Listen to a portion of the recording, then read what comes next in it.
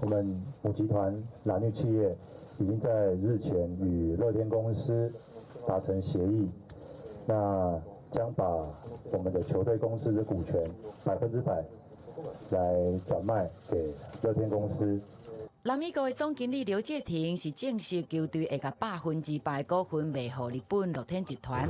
伫中职16年摕到6届总冠军，真受欢迎的南美国，每年会由乐天来经营。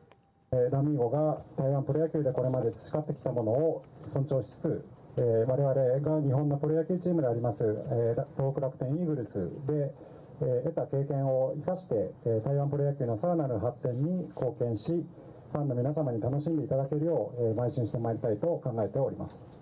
乐天答应接手了后，留伫咧桃园原本的队员职员嘛无受影响，加上伫咧台湾11年，电商行销拢真厉害。最近又搁摕到网络银行的执照。中职会长吴志勇讲，桃园卖予乐天，伫台湾职棒伫世界拢是真重要。